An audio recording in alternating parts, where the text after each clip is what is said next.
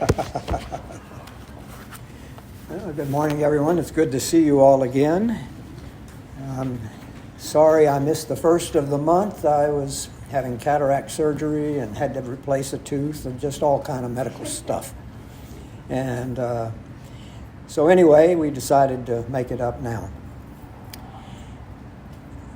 The story I'm going to talk about today is the creations of the souls, us.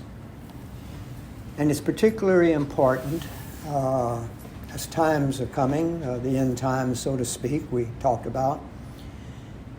But basically, it's getting to know ourself. This is the key to success in life. Know thyself. And it's one of the spiritual commandments that you'll find in every religion in so many words. Know thyself. So what I'm going to start with, or a little background first. My background in Christianity is Eastern Christianity, not Greek Orthodox. Greek Orthodox or Western. We're going to the East, Lebanon, Syria, Iraq, and Iran.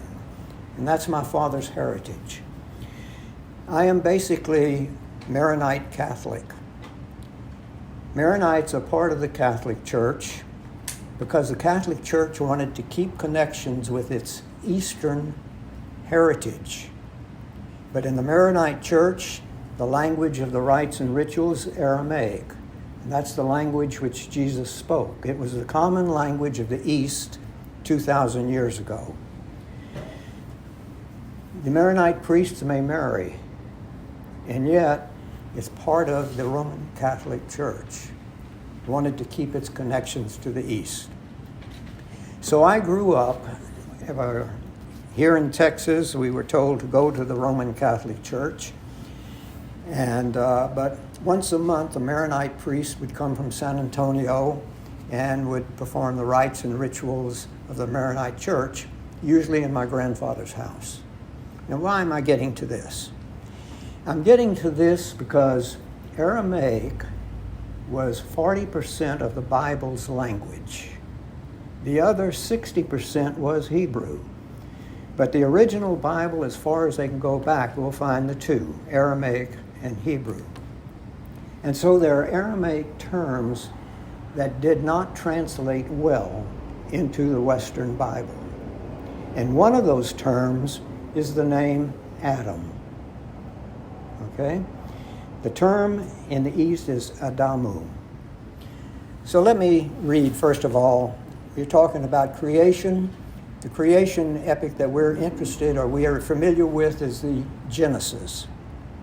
And it begins saying, pertaining to us, let us make man in our image and likeness. Adamu, the humans. Okay? It wasn't the name of an individual. Adamu meant the humans. So God created man in his image. In chapter 2, verse 7, it says, and the Lord God formed man of the dust of the ground and breathed the breath of life, and so on. So there are two versions of creation.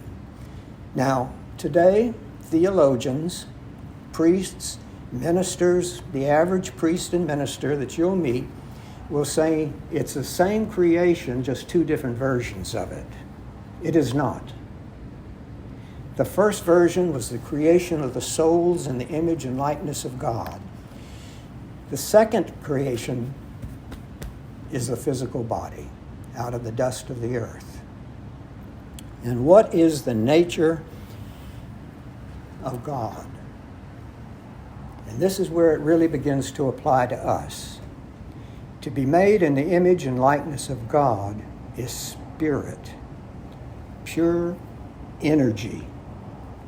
And as you advance in consciousness, you will begin to realize that I and Edward Jamail are different. Okay? I am I. God did not create Edward Jamail. I created Edward Jamail. And it's the I that is made in the image and likeness of God. That I was to be companions with God and co-creators with God, according to the Spirit. So as you begin to develop your own spiritual consciousness, you're actually expanding your consciousness. Why is it important to understand this? Look at the world we have today. Because unconsciously, we remember being in paradise.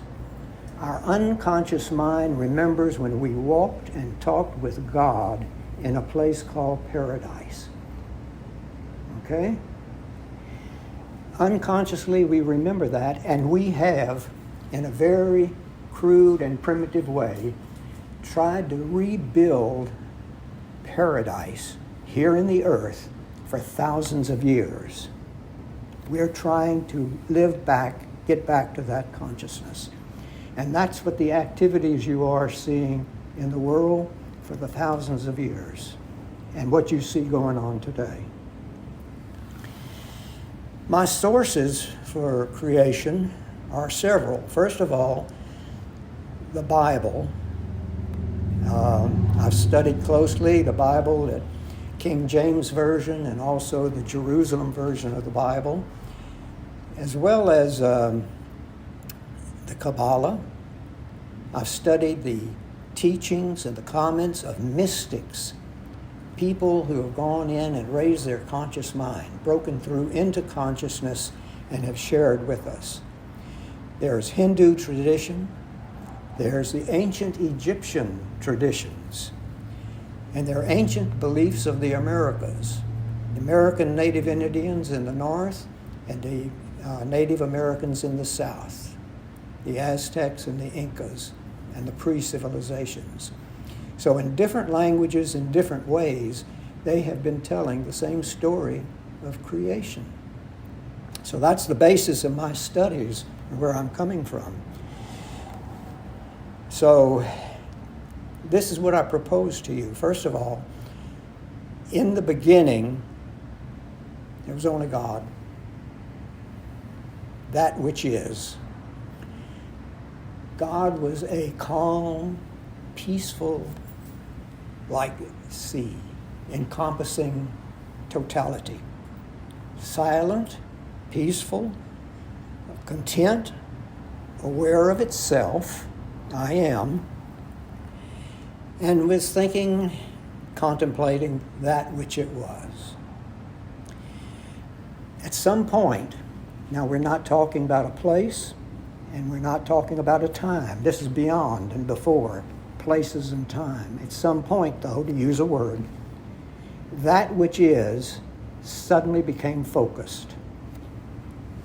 And it came together, it brought all of its substance together into one massive object, brilliant light object. And that was the beginning of the creation, because that object, it began to form the mind. And we're talking about the mind of God. And very often when you hear theologians talk, there are times when they seem to separate the mind from God. This is the mind of God, they say. God is simply, I am. And then when it begins to focus, it becomes mind. And the same process is our own development. Okay. From that mind sprang all of creation. That mind conceived ideas, and there was an explosion of everything. The cosmos, as we know it, at that point, that was the beginning of the cosmos. And us. Each of us, our souls, our higher self, we created in the beginning. So, how was this all creation done? Through music, through arithmetic, geometry, harmony, systems, balance. That's how it began to form the cosmos and us. And we call these building blocks life essence. So a ray from the divine moved out, and by changing its wavelength and its vibration, it created all form and substance. But it's still the basic energy, one spirit, and that is of God.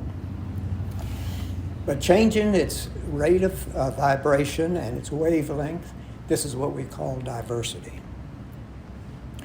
And this law is maintained by attraction, the forces of repulsion, positive and negative, attracting and repelling each other in balance. Because it's perfectly. Initial creation is perfect, coming from God. Okay. I know these, before we get into us, has anybody got any questions talking about the cosmos? The cosmos consists not only of the three-dimensional universe that we can see, just think about it, our galaxy with billions of suns and multi-millions of planets, and think how many galaxies they tell us there are. And this is just the third dimension, okay? So this is the cosmos we're talking about. All of that springing from the mind of God. And that creation is perfect. It is all doing exactly that the mind of God intended it to do. Now we come to the souls, you and I. As I said before, the souls are created at the same time as companions to God. God being not desiring, because the God that we're talking about doesn't desire anything. It is everything. But it wanted to share life, share parts of itself. And that's where we were created. And our pattern is the same pattern as is the pattern for God. We are spirit, we're mind, and we are individual. So in the beginning, we were one with God, right up there, made in the image likeness, one with God. In consciousness, don't think of it as a body. We were not arms and legs and torsos and heads. We were a sheer bundle of light energy. That's what we are. Okay?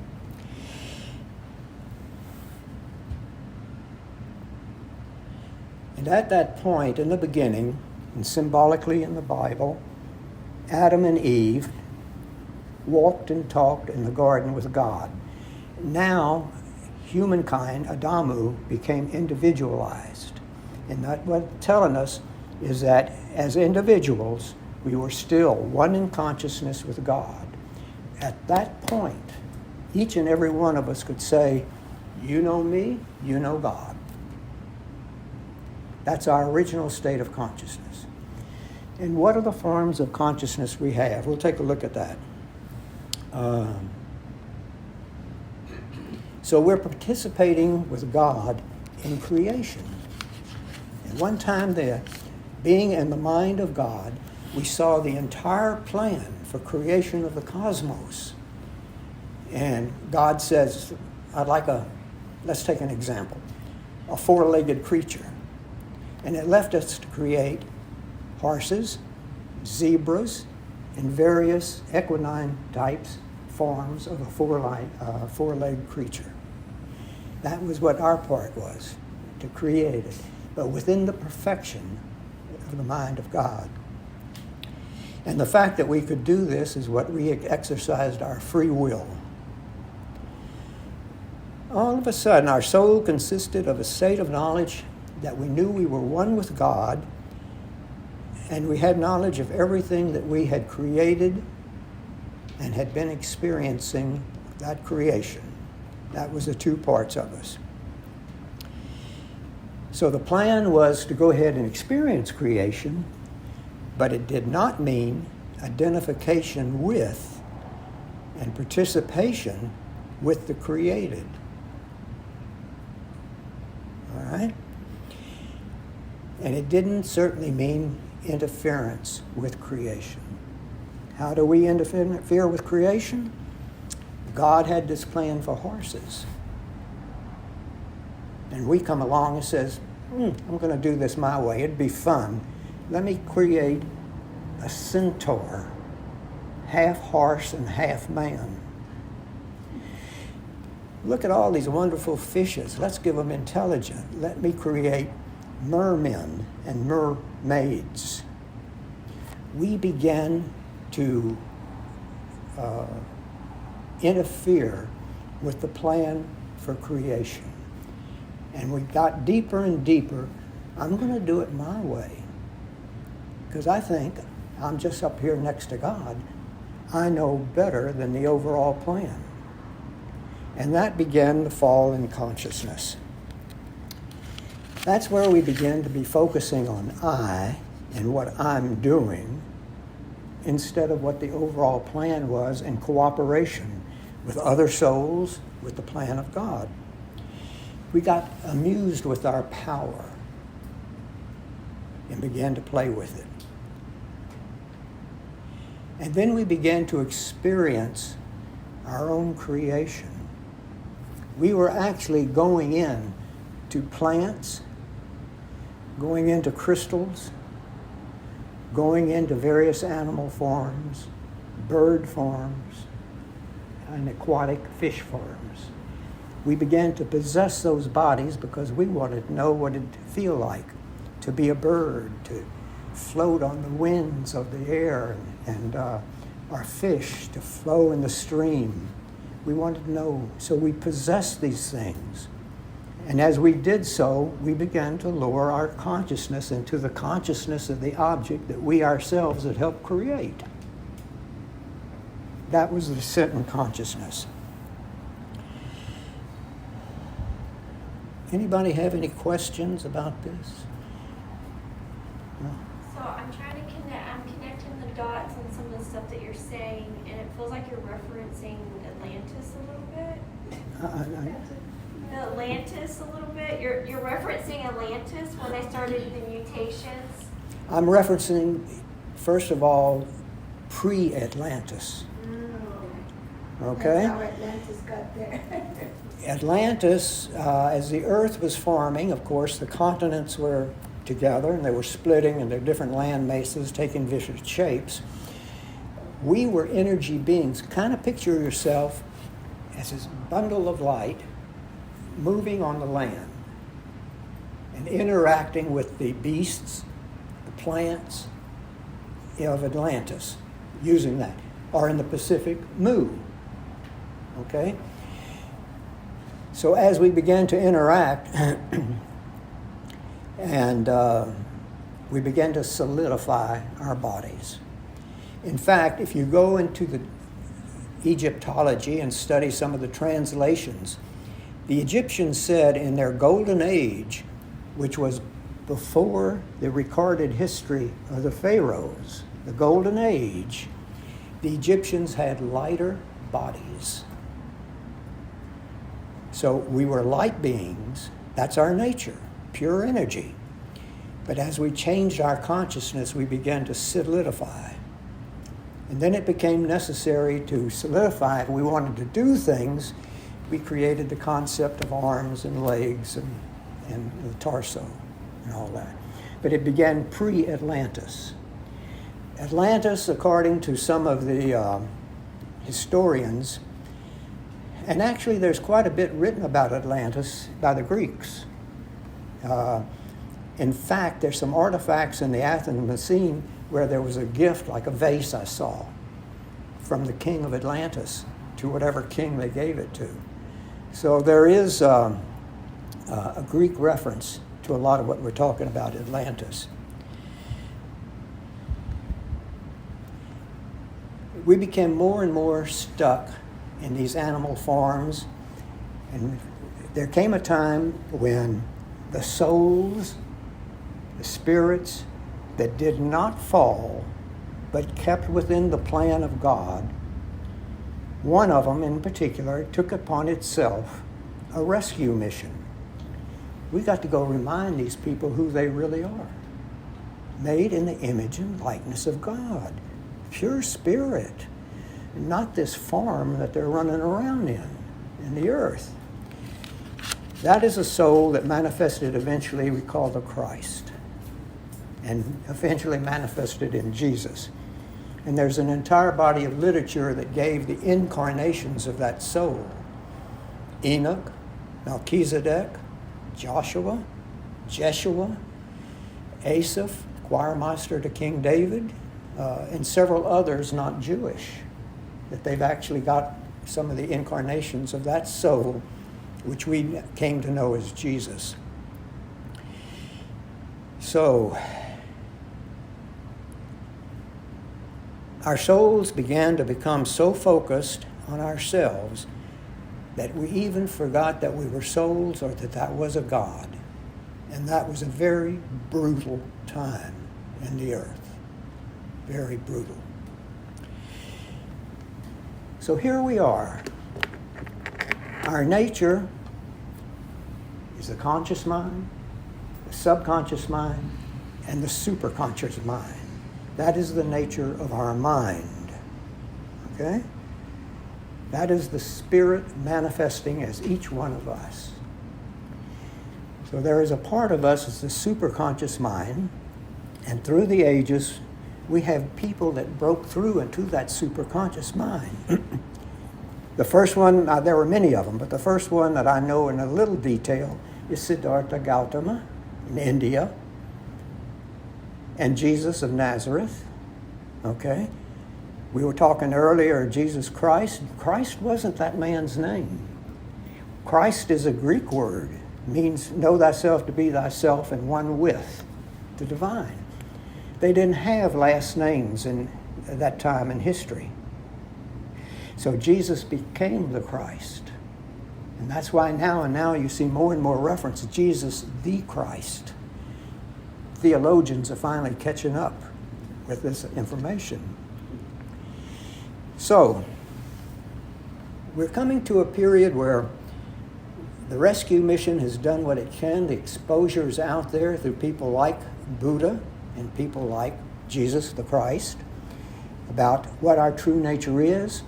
And they all said the same thing. You can do what I have done.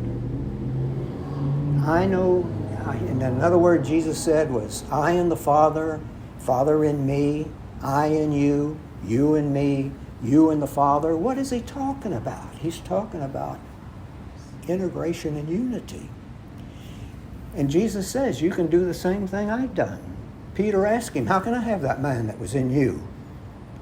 If he had the mind that was in Jesus, we would know him as Peter the Christ, wouldn't we? Okay? And Jesus is simple. Go in the closet, close the door, and when you're by yourself, pray and meditate. Well, we interpret it, for example, when we read that, as a closet is where we hang our clothes. They didn't have closets to hang clothes in those days. Clothes were folded and put on shelves or in boxes. For the houses that were big enough and could afford them, the closet was an inner room where the adults could go and it would be quiet. And that's what Jesus says, go into your closet and pray and meditate. So most of us today who are familiar with the teachings of Christ, this is going to sound funny, and I'm not sure that how to do it with myself. But we are taught in religion that we're going to have compassion, love God, love thy neighbor, feed the hungry, clothe the naked, house the people who have no houses, heal the sick, and you'll get to Christ consciousness. Gain Christ consciousness first, and you'll do those things because that's the nature of Christ consciousness, to feed the hungry, clothe the naked, and things like that. And we've kind of reversed it. I agree that if you do those things with the right intention, you will gain a higher state of consciousness. But Jesus said, if you really want that, go in the closet, close the door, and pray and meditate till you get it. Siddhartha Gautama says he tried everything in Hinduism. I'm going to go sit under the bo tree and pray and meditate till I get it. And what they're talking about is getting into your superconscious mind, your true nature, to know yourself as spirit. Okay? We're coming to a time now where a lot of this knowledge is all over the world, and we've been talking about the end times. There are end times. The end times are the period we've been living in for the last 10,000 years. These were the times that we've lived in, that have developed in the civilization and the paradise we've been trying to create in the earth for 10,000 years. Now they're coming for a time for decision. And that time of decision is 1,000 years of peace spoken of in the Bible. And what that means is, for those souls, you and I, who are willing to get back to our true nature, the full spiritual conscious self of being one with God, they will have 1,000 years of not being interfered with by the disruptive souls. And it's insinuated in our Christian scripture that Jesus of Nazareth will return as Jesus the Christ and work with those souls for 1,000 years to develop their full conscious self. At the end of the 1,000 years, the floodgates are going to be opened up, and the other souls who have not been willing to work on themselves will come back into the earth, but they will have millions, perhaps, of advanced souls willing to work with them. But the mystics agree we are not intended for the earth, and we're not going to be in the earth forever. The time will come when the souls are going to be withheld from the earth, and the earth will be able to continue its development according to the plan of God in the very beginning. And those souls who are not willing to work within the plan of God, will go somewhere else, where they will continue their development in consciousness, but it will not be the earth. So this is what I wanted to share with you, is to think about these things. The purpose of prayer and meditation is to move in consciousness. For people who are willing to work and improve that consciousness, we have flashes and breakthroughs. Most of us cannot go out into a desert or top of a mountain or go into a very quiet place and close the door until we pray and meditate and we expand our consciousness to what we can call enlightenment, or Christ consciousness. So as we work with it in our daily lives, we get flashes, insights into that higher state of consciousness, the higher mind. I mentioned that we were developed an idea of our nature. We call it the individual, the unconscious, and the superconscious. Science has come to recognize that. Sigmund Freud, Carl Jung, Adler, the rest of the psychologists, they call it the ego, the id, and the superego. But it's the same thing. They just couldn't use those words back when they created it. Too religious. So here we are. Our purpose in life is to recognize who I am, each one of us.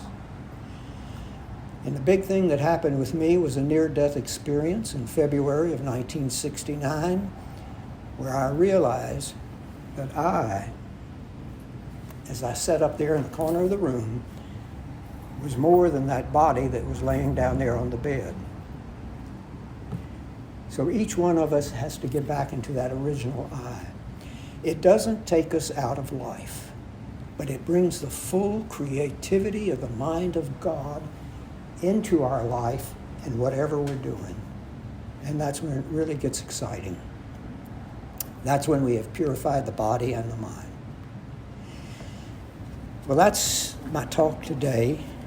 It's hopefully to make you aware that we're getting to 1,000 years of peace, where we'll be able to be in the earth with the Christ, Jesus, where we can really develop our full potential as it was meant to be. And we're coming to that time. So,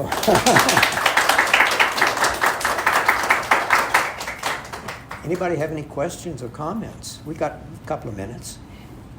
Well, how did we create all those prehistoric so-called animals? Were we part of that creation? We were. Now, when we get back to the ancient Egyptians, there was the two things that the Egyptians had. They called the Temple Beautiful and the Temple of Sacrifice.